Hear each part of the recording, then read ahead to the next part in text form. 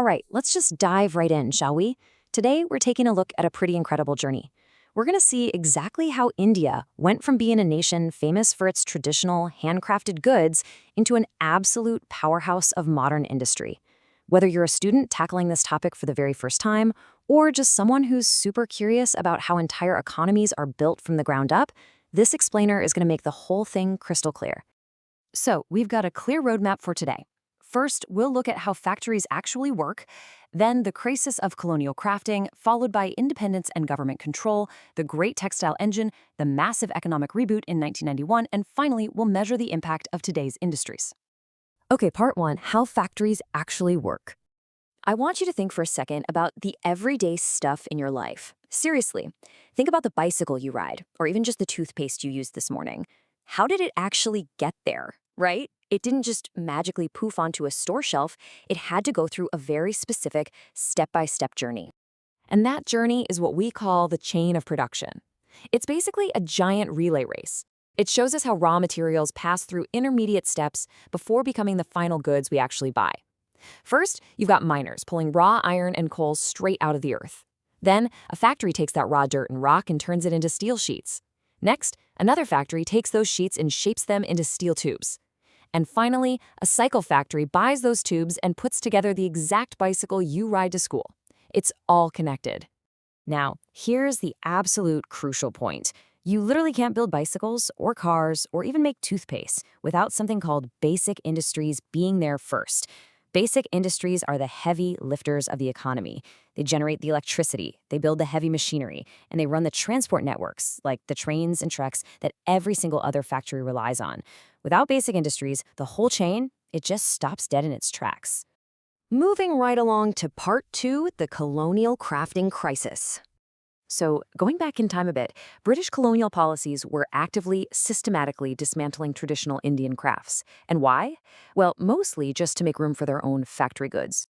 You see, for centuries, India was completely world famous for its incredible handicrafts, especially textiles. But the British colonial government, they had a very different plan. They wanted to mass-produce goods using power looms back in England, and then use India merely as a giant marketplace to sell those goods. By straight up refusing to let India build its own modern industries and then flooding the local markets with cheap British-made stuff, they triggered a massive, massive crisis. Traditional village craftspeople were basically pushed out, and millions of local artisans suddenly found themselves entirely out of work. Which brings us to part three, independence and government control. Fast forward to 1947. India's newly independent, but frankly, flat broke. And here's the huge problem they faced. Building basic industries, like those massive power plants or giant steel mills we talked about, takes vast, vast amounts of money, and sometimes up to 10 years to even finish. Private families and local businesses at the time simply didn't have the cash to take on projects of that scale. So who steps up? Well, spoiler alert, the government had to step in. The new leadership decided that the state itself would invest in and totally control the vital basic industries. They set up what we call public sector industries to lay down the foundation, getting the electricity running, making the steel, organizing the transport. The hope was that by doing this, they'd eventually pave the way for private industries to grow on top of that solid foundation later on. But as you might guess, over time, this heavy government control became a massive bottleneck. Welcome to the license era. Suddenly, private factories needed official government permission, a literal license, to do practically anything. The government even dictated how much a factory could produce and exactly what price they were allowed to charge. It's kind of like a student taking a test where everyone gets a C no matter how hard they study. With zero competition and strict bans on importing better stuff from outside, factory owners had absolutely no reason to upgrade their technology.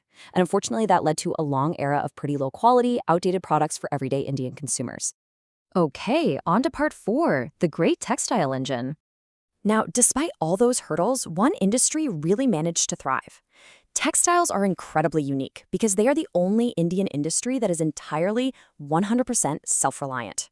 From growing the raw cotton out in the fields, to spinning it into yarn, weaving the fabric, and finally dyeing and sewing it into the clothes we wear, every single step of that process can be done completely within India. It's just a perfect textbook example of a complete value addition chain. And just look at this number, 45 million. That is literally how many people are directly employed by the textile industry today. It provides a living for farmers, weavers, dyers, and tailors. It is the second largest employer in the entire country, right behind agriculture, truly an absolute powerhouse. Which sets us up for a huge turning point in Part 5, the 1991 economic reboot. 1991 was the exact moment the government finally swung the doors wide open. Recognizing that the old strict system was just totally stunting the country's growth, they dropped those heavy license rules. They finally let private companies into sectors that were previously guarded by the government. They simplified the rules for new entrepreneurs, and crucially, they welcomed in global competition and foreign imports. And let me tell you, this economic reboot acted like a lightning bolt. Multinational corporations, or MNCs, flooded into the market, bringing brand new tech and tons of foreign investment. We saw massive, sudden explosions of growth in the automobile and IT sectors. But, it wasn't a perfect fairy tale for everyone. While the big corporate factories modernized at lightning speed, millions of small, unorganized traditional businesses struggled immensely to keep up with these new global giants. Finally, let's look at Part 6, measuring today's industrial impact. Just look at this unbelievable hockey stick growth in intermediate goods like cement. Back in the 1950s, production was near zero. But by 2010, it had rocketed past 200 million tons. This is hard proof that the original strategy, building up those heavy, basic industries to fuel physical production, absolutely worked. The foundation was definitely built. And we see that exact same booming success in electricity generation too. From a meager 5 billion kilowatt hours right after independence to over 800 billion by 2010. That is the massive surge of energy that is quite literally powering modern India's factories, homes, and booming IT parks today. But here is the reality check. Despite that undeniable, massive boom in physical goods, it doesn't quite tell the whole story when it comes to everyday people. Today, industry still only provides about 22% of all employment in India. It completely failed to become the massive, sweeping job creator that early leaders had hoped for, leaving nearly half the population still relying heavily on agriculture. And honestly, even within that 22%, there's a pretty big catch. Millions of those workers aren't sitting in safe, modern, air-conditioned factories. Instead, they're trapped in what's known as the unorganized sector. We're talking about roughly 3 core, tiny, small-scale manufacturing units where people deal with incredibly low pay, zero formal training, and a total lack of basic medical or safety benefits.